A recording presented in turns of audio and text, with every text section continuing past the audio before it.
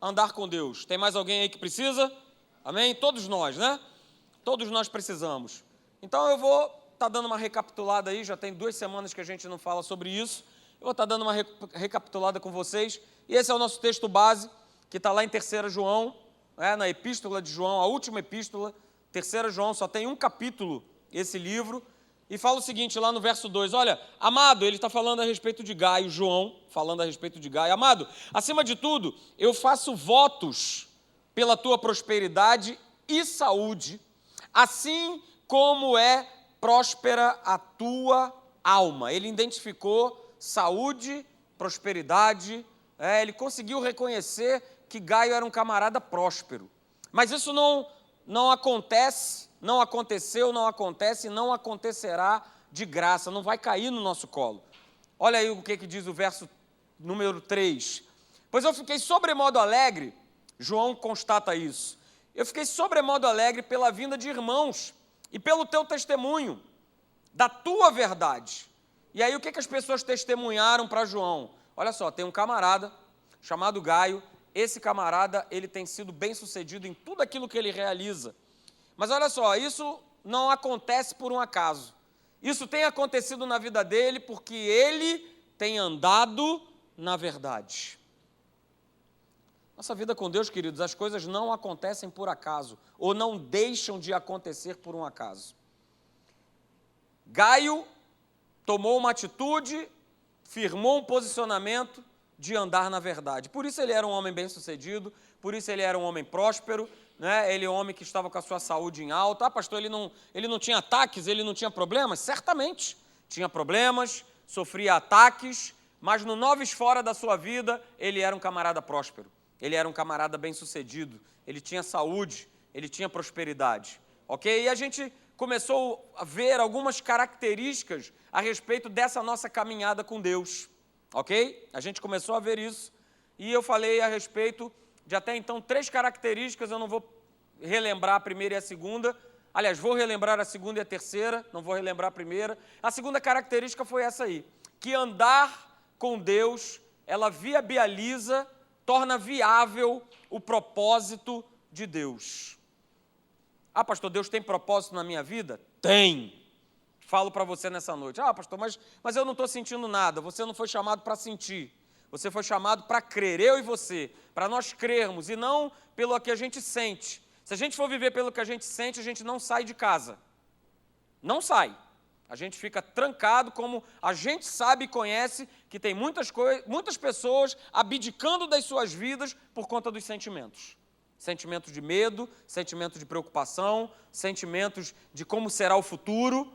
Ontem mesmo, buscando a minha filha na escola, eu fui parado por uma jovem senhora, que o filho dela também é da sala da minha filha, e o tempo todo que aquela mulher falava comigo era a respeito de preocupações. Ah, mas como é que vai ser a questão da Previdência? Ah, mas essa reforma? Ah, mas será que vai acontecer? Ah, mas você é militar? Ah, mas como é que vai ser isso para você? Ah, mas como é que isso? Mas como é que... As pessoas estão pilhadas. Estão pilhadas. Mas nós precisamos crer, como eu tenho falado na escola bíblica, confiar, depender e obedecer daquilo que diz a palavra e não daquilo que esse mundo me mostra. Se é previdência, se é sistema de governo, se vai ser o Zequinha, o Joãozinho, a Luizinha, que vai ser o presidente, que vai transformar... Não, isso não me interessa. Nós estamos vivendo em um outro reino, em um outro país. E a minha dependência tem que ser dependência do meu rei. Se eu vivo num reino, é porque nesse reino existe um rei. E eu vivo na dependência do que esse rei me manda fazer. E ele tem um propósito para as nossas vidas, para a vida de cada um de nós. E andar com ele torna viável esse propósito. Esse propósito fica claro, fica cristalino diante de nós, daquilo que ele quer fazer na nossa vida, através de nós, por nós. Ok? Então essa é a segunda característica. E eu falei que cada promessa de Deus, quando ela gera prazer e desejo de cumprimento no coração, ela passa a ser o propósito, o desejo de Deus para nós. Na verdade, essa promessa está na sua palavra. E ela vai gerar algo no teu coração. E isso sendo gerado, você pode ter certeza, é o propósito de Deus. Porque nós vivemos pelaquilo que Deus deposita no nosso coração. Não aquilo que passa pela nossa mente, mas aquilo que é depositado no nosso coração. O coração fala de espírito, fala na nossa verdadeira essência. E se Deus tem colocado promessas no teu coração, mas pastor, são promessas que eu naturalmente, aí é que está o erro, você está querendo olhar de forma natural. Naturalmente falando, realmente não tem como. Naturalmente não tem como você ser curado da doença incurável. Naturalmente não tem como você sair de uma falência. Naturalmente não tem como você viver um casamento bem-sucedido. Não tem como. Mas se Deus colocou algo no teu coração a respeito das mais variadas áreas, das mais variadas promessas, de acordo com o que está escrito nesse livro aqui, você pode ter certeza, Ele é fiel para cumprir, e Ele vai cumprir. Pastor, mas eu preciso para ontem. Deus sabe quando nós precisamos. Deus conhece as nossas necessidades, muito antes de nós pedirmos a Ele. Ele já conhece, Ele sabe. Ok, queridos? Rapaz, acho que... Não, foi... Então, Kenneth Hagin deu essa declaração e é muito legal que se nós ensinarmos as pessoas a responderem com o coração, elas serão bem-sucedidas em tudo o que fizerem, porque a nossa resposta tem que ser com o nosso espírito. As coisas de Deus, elas não são discernidas espiritualmente. Eu vou discernir de que forma? Na minha mente? Não, a minha mente vai dizer que não dá. A minha mente vai dizer que eu não posso, a minha mente vai dizer que eu não consigo, a minha mente vai dizer que é para eu ficar dentro de casa, para eu não sair de casa, porque está tendo assaltos, tiroteios, violências, inseguranças e tantas coisas. Mas se a gente ensinar, se nós nos permitirmos ser ensinados, tivermos um coração ensinável, ok? De que aquilo que Deus me pede, eu respondo com o meu coração, eu vou ser bem-sucedido naquilo que eu via a ser... Aquilo que eu tiver que fazer, eu vou ser bem-sucedido. Ok? Por quê? Porque não vai ser só na capacidade do meu braço. Muito pelo contrário. Vai ser na capacidade do autor e do consumador da minha fé. Amém, queridos? Terceira característica, ok? Que nós falamos também há 2 terças-feiras atrás. Andar com Deus vai direcionar o caminho que eu tenho que andar. Estar com Deus, tendo esse compromisso, vai me direcionar. E há um caminho certo a ser andado, né? Jesus, Ele é o caminho. Há um caminho para eu andar. Há um caminho para eu trilhar. Eu não ando qualquer caminho, eu não escolho qualquer caminho, não. Há um caminho. Há uma proposta, há um projeto, há um propósito de Deus para a minha vida e para a tua vida. Para a tua vida que nos assiste aí pela internet, há um propósito. Mas eu preciso andar com Deus para Ele me direcionar por esse caminho. Ok? E, queridos, sempre houve, há e nunca deixará de existir direção da parte de Deus para a nossa vida. Nunca vai. Deus nunca vai te deixar perdido, andando sozinho por aí. Não vai. Assim como eu digo para você nessa noite, isso vem agora alto no meu coração, não vai deixar também que o teu familiar fique perdido por aí. Por conta da tua crença, por conta da tua fé, por conta daquilo que você vem pedindo. Não vai deixar de ter direção. Deus irá nos direcionar, mas a gente precisa ter um coração aberto. A gente precisa ter um coração ensinável para perceber, opa, é Deus falando comigo, então eu vou fazer.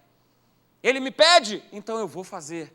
Ele está me dando a direção nas mais variadas áreas, para que eu faça, para que eu abençoe, para que eu trilhe por esse caminho, ou para que eu venha deixar de fazer, para que eu pare de fazer, para que eu deixe de insistir em alguma coisa que eu tenho insistido e não é a direção de Deus para a minha vida. Deus sempre nos dará a direção e Ele sempre irá confirmar isso na minha e na tua vida. Imagina como é que eu, talvez nem tanto, não tenha sofrido tanto, mas a minha esposa recebeu, vamos para a África. Ele já tinha dado a direção. Ele já tinha mostrado e Ele continuou mostrando e Ele continuou confirmando, mostrando e dando direção e mostrando. Deus sempre dará direção para aqueles que acreditarem. Ok, queridos? Porque a nossa vida, ela é uma eterna colheita das escolhas e das decisões que nós tomamos. Isso é chover no molhado, né? Se eu não estou satisfeito com a qualidade de vida que eu tenho hoje, é porque certamente lá atrás o meu plantio não foi segundo a palavra e a vontade de Deus. Então, se eu quero mudar isso, e você pode mudar isso, faça isso hoje, faça isso agora. Seja determinado, não chega de uma vez por todas. Eu quero daqui para frente colher coisas melhores, porque agora o meu plantio vai começar de agora, de acordo com aquilo que a palavra de Deus fala para mim. Então, queridos, guarde isso. Eu terminei falando sobre isso na última terça-feira. A igreja, ela não vai suportar os dias que estão para vir. Não vai suportar se a igreja, se eu e você não aprendermos a sermos dirigidos pelo Espírito Santo. Como diz lá em 2 Timóteo capítulo 3, nos últimos dias nos sobrevirão tempos difíceis. E aí vem aquela lista, né? Os homens serão blasfemadores, arrogantes, jactanciosos, caluniadores.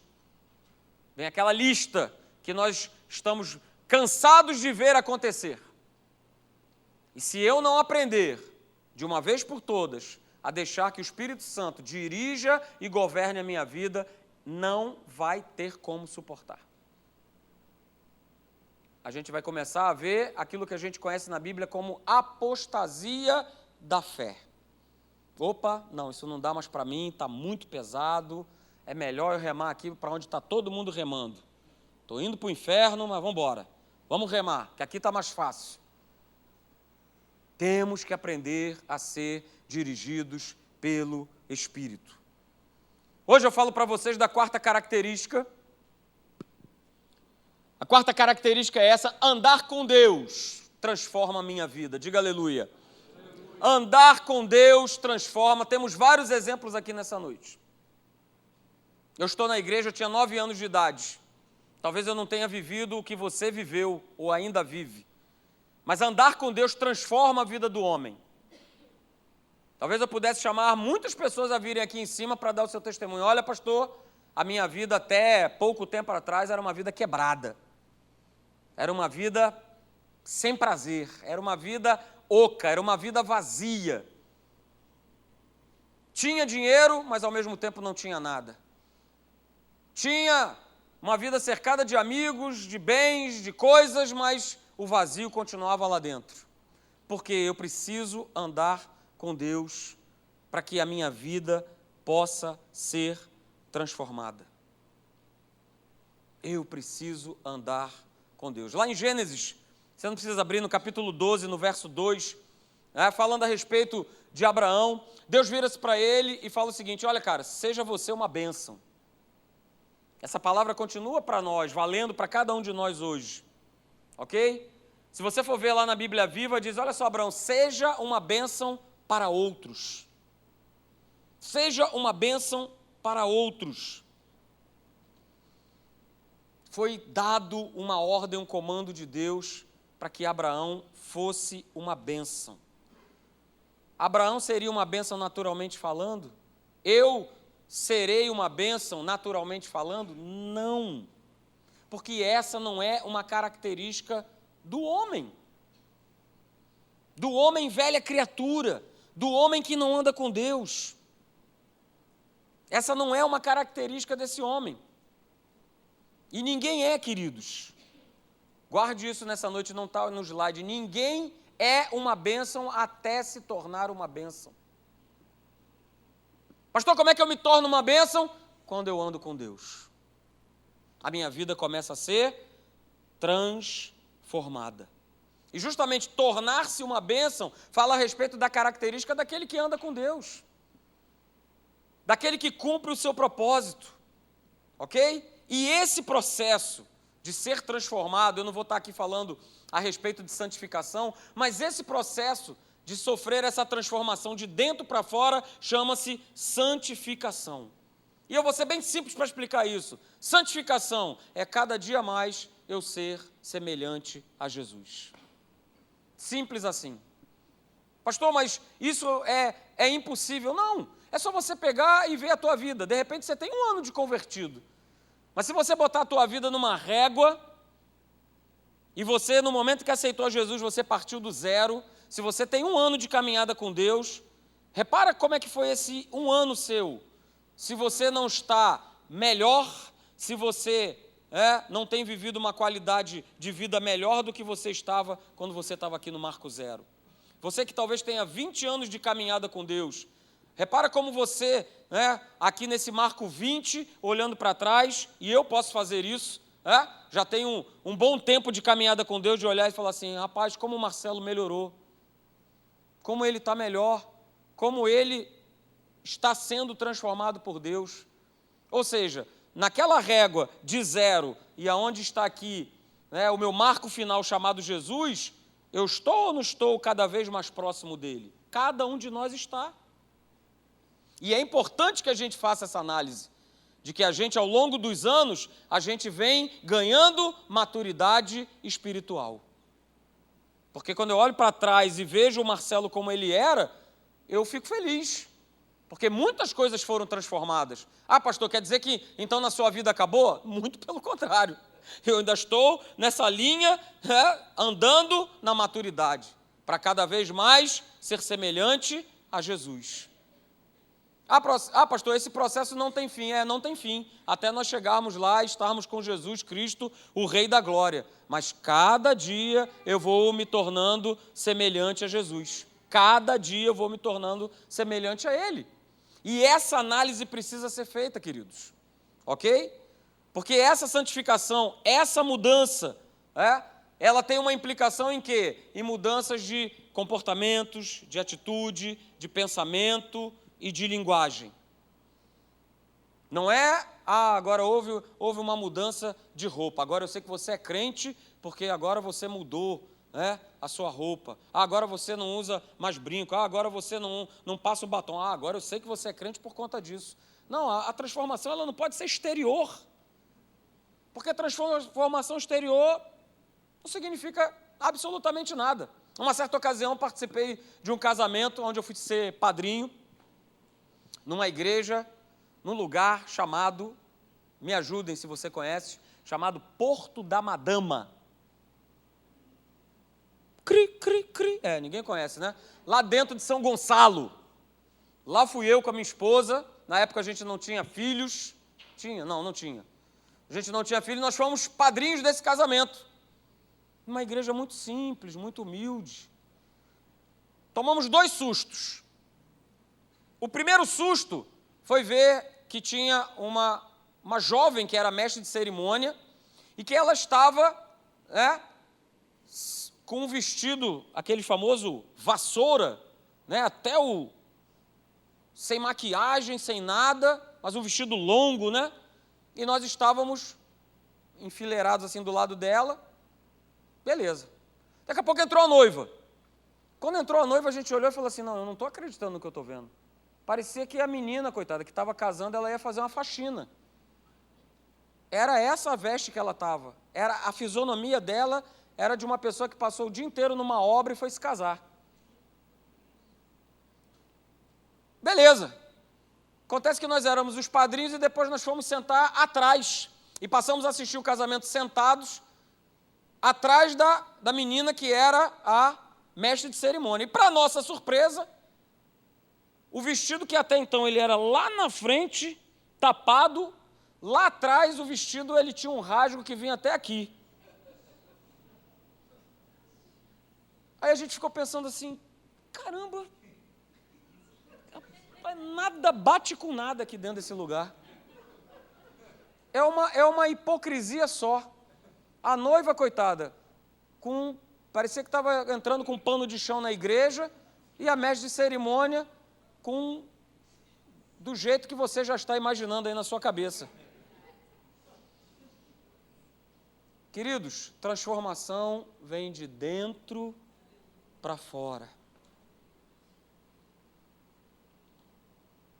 Efésios 4, abra lá comigo, Efésios 4, do verso 17 ao verso 24, quero ler com vocês.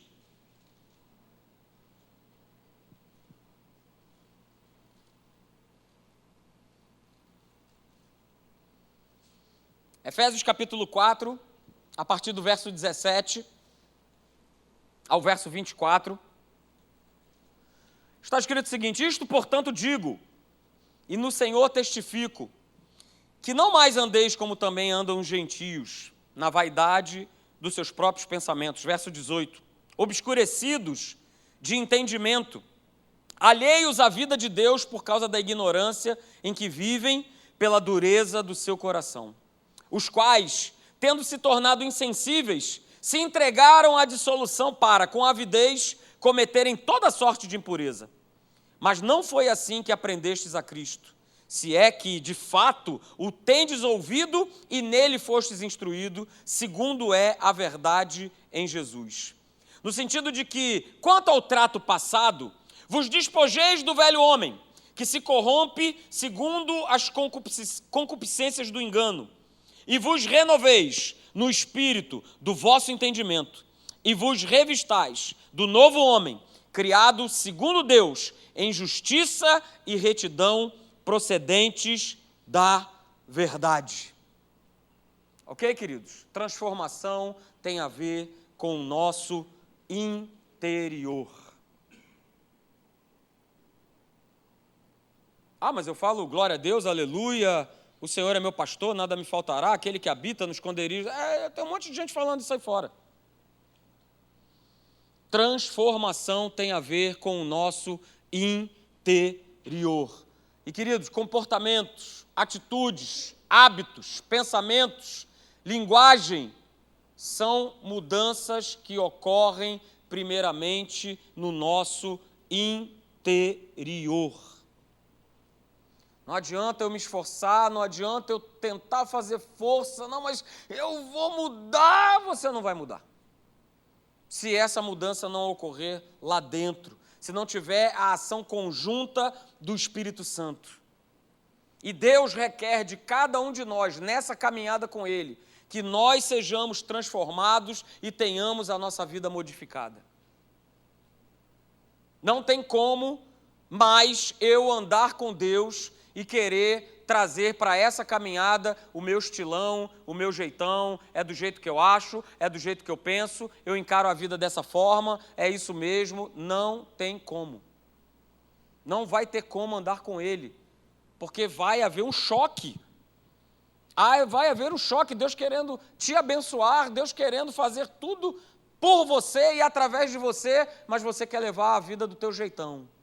Não, é o meu jeito de fazer, é o meu jeito de... Pastor, é o meu gênio.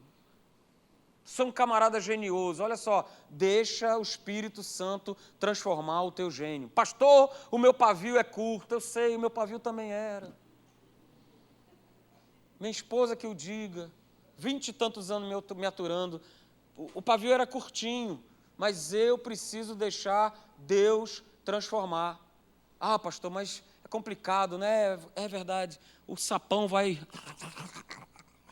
ficar as patinhas do lado de fora, a gente vai engolir o sapo, vai. Mas isso significa, isso prova, isso demonstra o quanto eu estou deixando Deus transformar a minha vida. O quanto Ele tem trabalhado e o quanto Ele tem operado na minha vida. Querido, você não precisa abrir, mas lá em 1 Tessalonicenses, capítulo 4, eu leio 2 versos para vocês.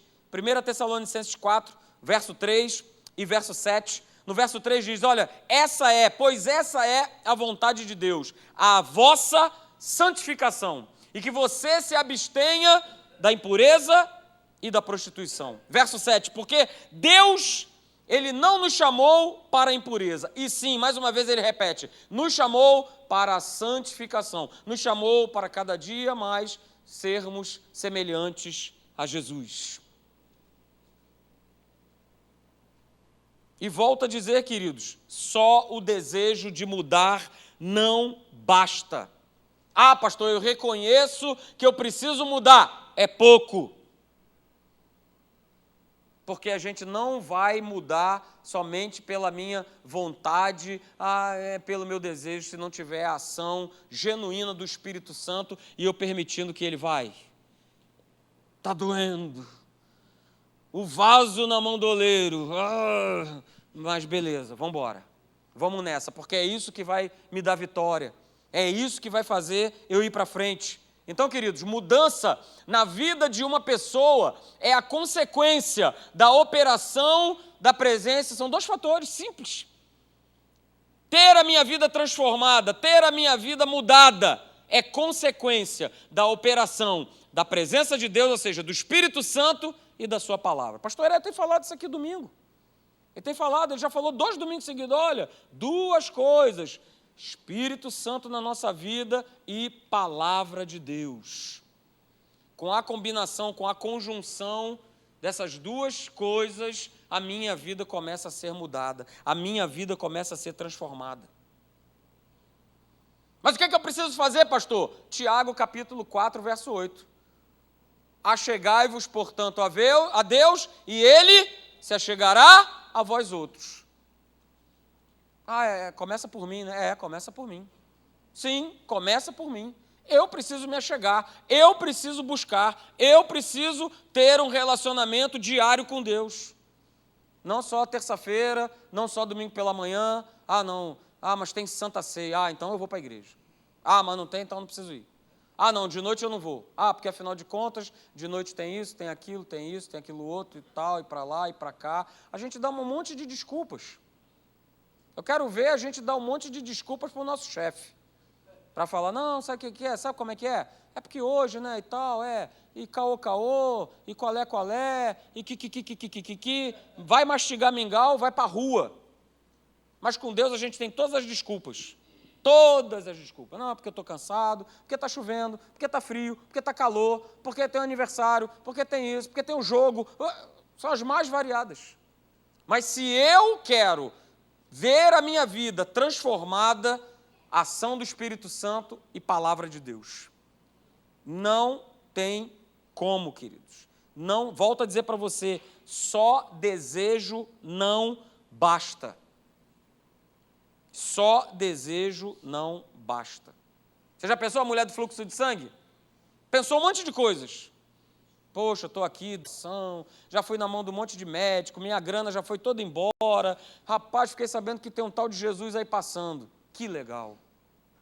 Mas não é para o meu bico. Quer saber de uma coisa? Vamos lá. Fica para a próxima. Não, ela não ficou só no desejo. Ela não ficou só na vontade. Ela pegou e foi lá, tocou. Quando ela toca, aquele toque foi o quê? Transformador e libertador para a vida daquela mulher. Porque ela não ficou só no desejo, ela não ficou só na vontade. Ela o quê?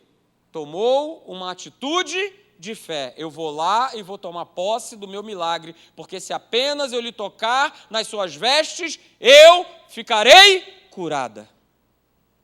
Ela foi lá e tocou, mas ela poderia ter ficado só no desejo. Aliás, ela poderia realmente ficar só no desejo. Ela era mulher, ela era impura, ela não tinha o direito de se aproximar de Jesus. Mas ela foi lá e tocou. Então eu digo para você, queridos, a gente está falando um pouquinho de santificação, de nós cada vez mais sermos semelhantes a Jesus. Queridos, santificação, ser mais semelhante a Jesus é a nossa escolha. Deve ser a nossa escolha de todo dia. Eu vi uma frase muito legal, né? Que a gente já vê, corre muitas vezes pelos apps e tal, né? Mas é uma verdade. O que faria Jesus nessa tal situação? O que Jesus faria passando por essa situação aqui que eu estou vivendo? O que ele faria? Se eu estou falando que nós estamos num processo de cada vez mais sermos semelhantes a Ele, então o que Jesus faria diante dessa situação? Pastor, que comparação! Ele era Deus, olha só, ele estava aqui como homem, 100% homem, 100% Deus. Mas na sua humanidade, ele era um camarada cheio do Espírito Santo. E isso fez a diferença. Na vida dele. Então, queridos, muitas pessoas têm se frustrado com Deus porque elas estão tentando mudar a si mesmas. E é tão simples que para eu ter a minha vida transformada, basta que eu me aproxime dele, basta que eu ande com ele. Andar significa e fala de relacionamento diário, contínuo. Ter um relacionamento próprio com ele. Precisamos disso, querido, precisamos. Levanta a minha mão, ok? E a gente, para terminar, a gente pode usar o exemplo, né, de Marta e Maria.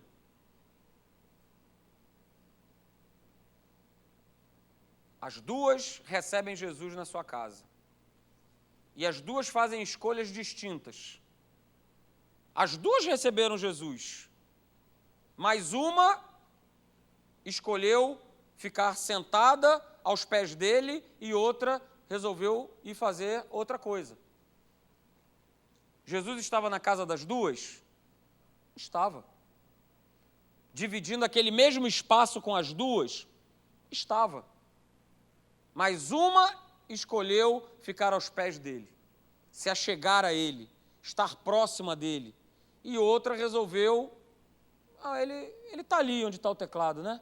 Vamos supor que ali fosse a sala e aqui a coisa. Ele está ali e tal, mas eu estou aqui tocando a minha vida, fazendo aquilo que eu acho que deve ser feito. E às vezes a gente se comporta assim na nossa vida. Não, eu tenho Jesus, eu conheço a palavra, mas eu faço aquilo que eu acho que tem que ser feito.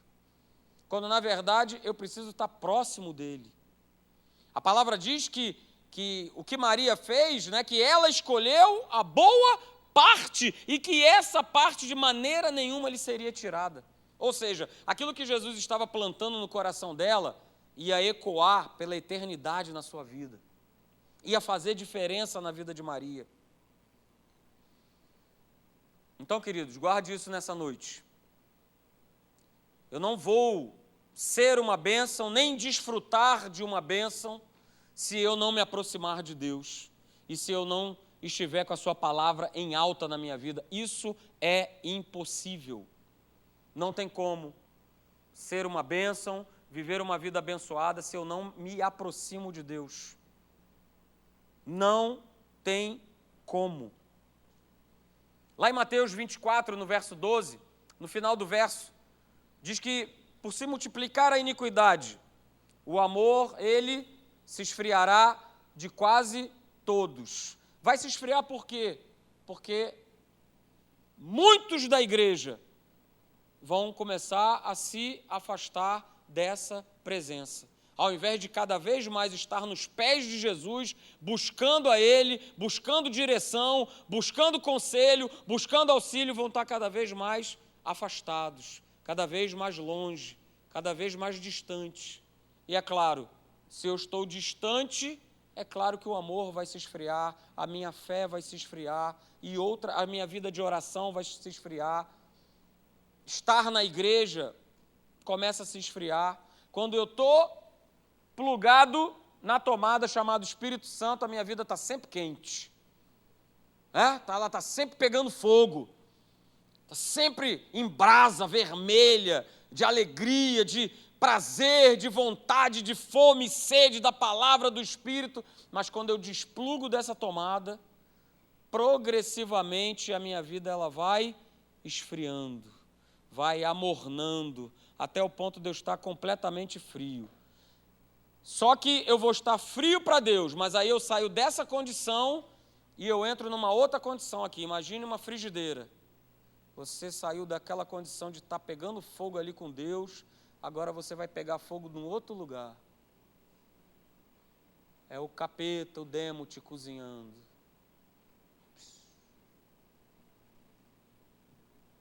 Mas a gente está achando que está tudo bem. Não, está tudo certo.